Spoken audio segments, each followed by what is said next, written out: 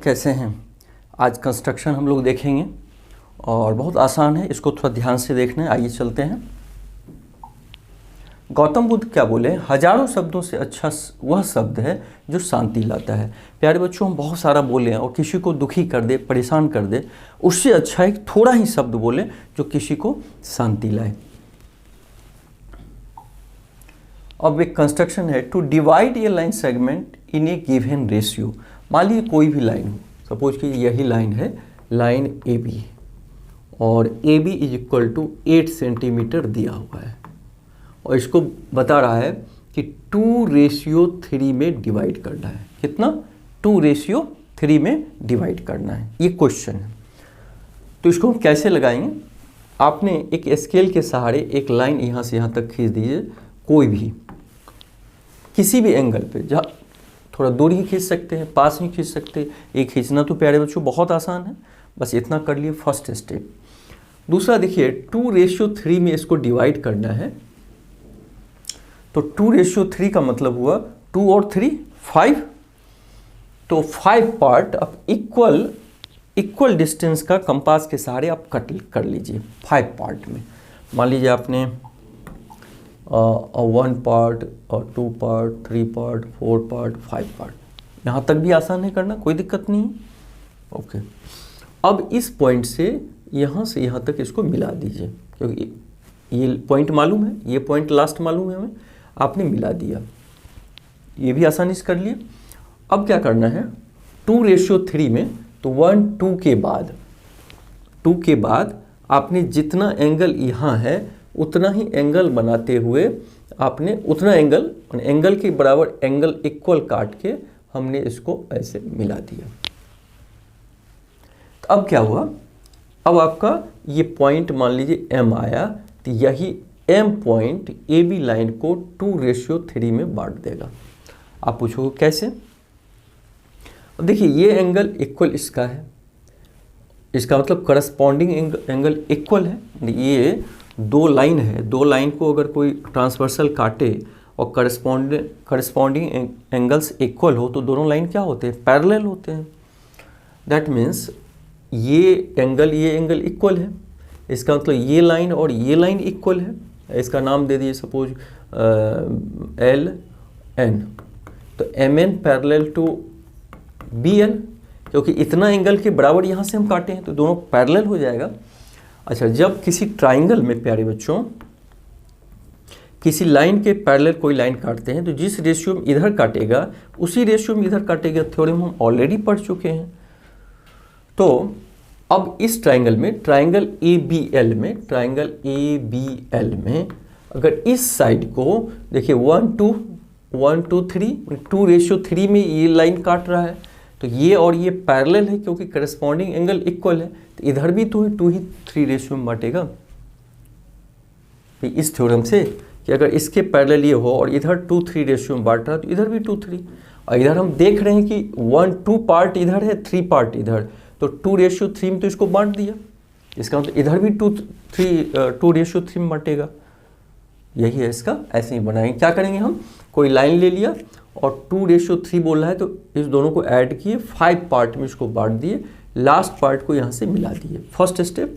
Second step में 2 part के बाद इस पॉइंट पे इतना ही एंगल ड्रॉ करके हम आगे बढ़ा दिए, हो गया। ये जहाँ मिलेगा वही 2:3 रेशियो में बांट देगा। क्यों? क्योंकि ये करस्पॉन्डिंग एंगल इसका मतलब ये और ये पैरेलल है, MN और BL क्या है?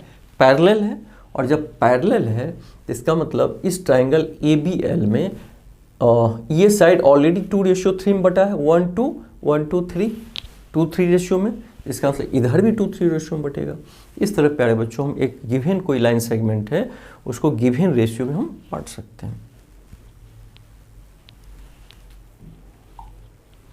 अब to construct a triangle similar to a given triangle.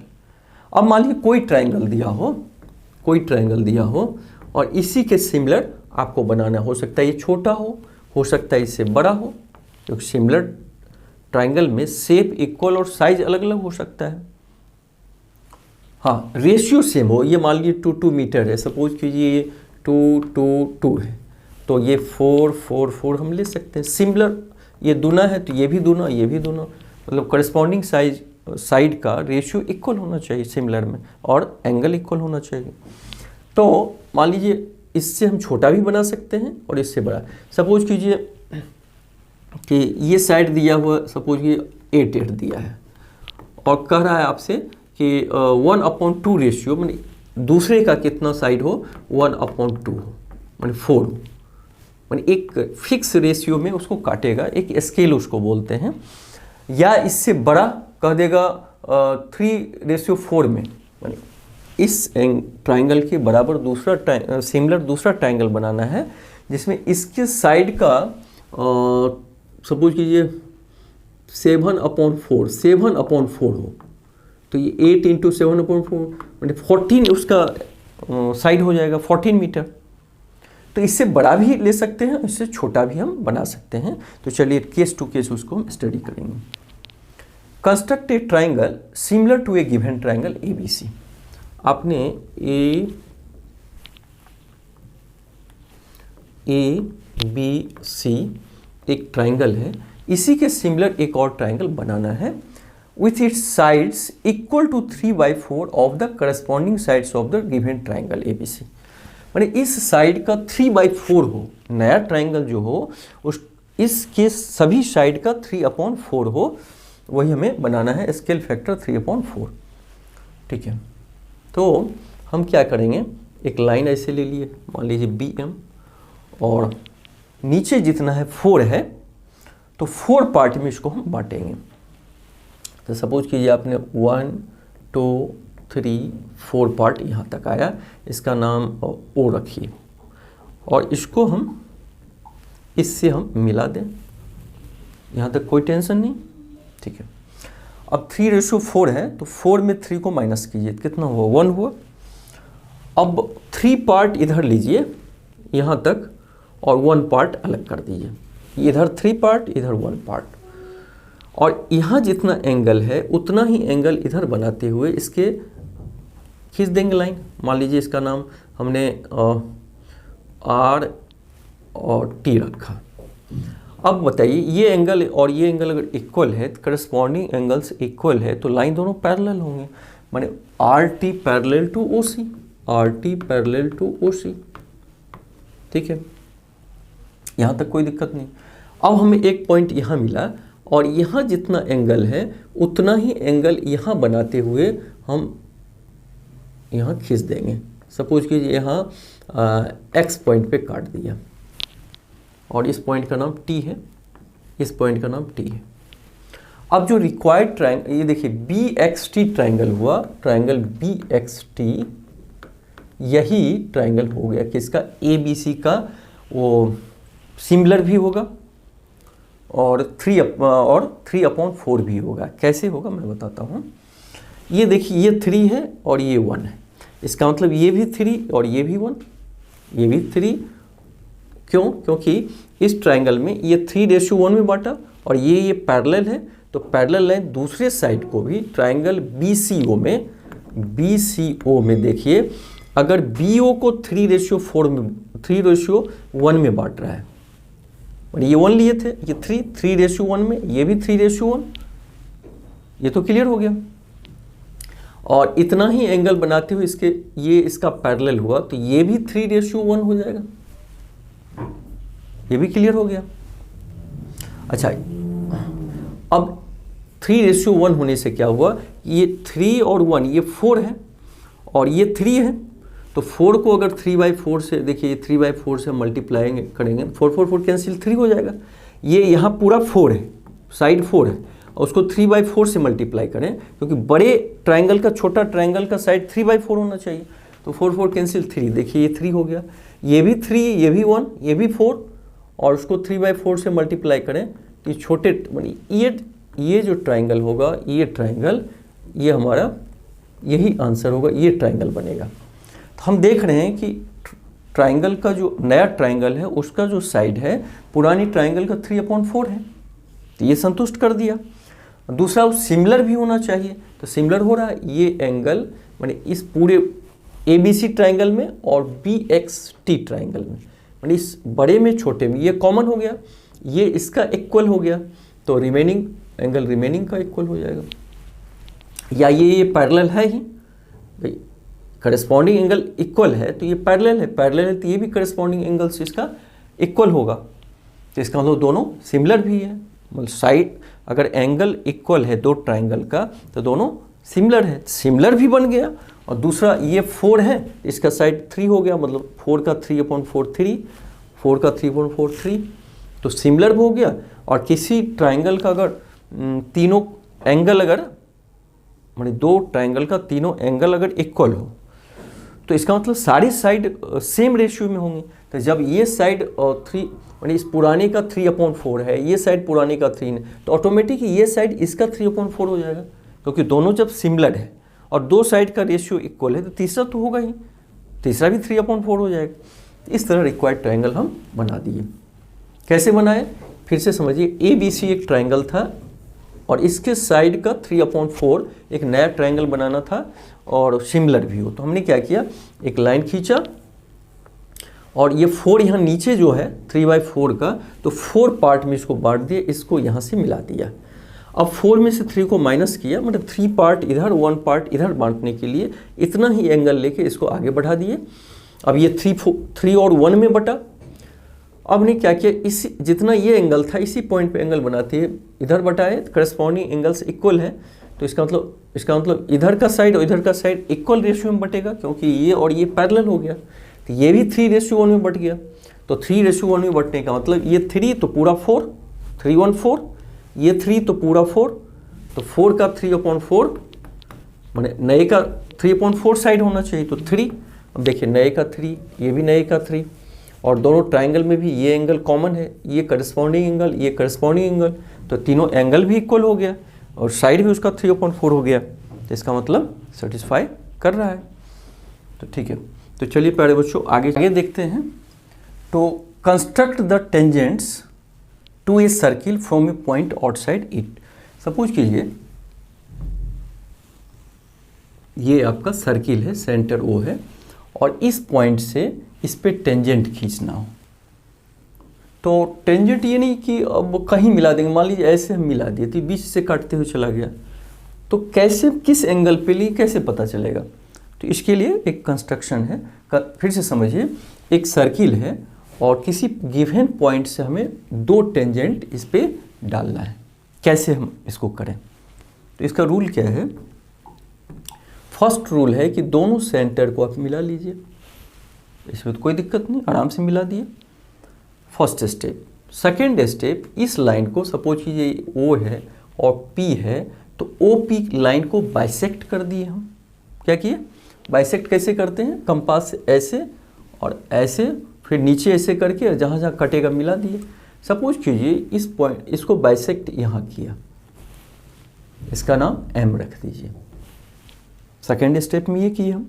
First step में क्या किए, जिस पॉइंट से टेंजेंट देना था सेंटर को मिला दिए। सेकेंड स्टेप में इसको PO लाइन को बाइसेक्ट कर दिए। थर्ड स्टेप में क्या करेंगे, M को सेंटर मानते हुए और जितना OM या PM ये दोनों इक्वल है, इतना रेडियस लेते हुए एक सर्किल हम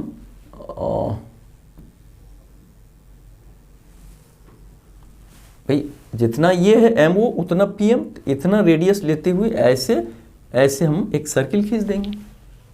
ये OM भी इक्वल है, PM भी इक्वल है, तो उतना ही रेडियस ले लिए और रेडियस को ऐसे हम कंपास से एक सर्किल खींच दिए। यहाँ तक भी कोई दिक्कत नहीं, थर्ड स्टेप हो गया।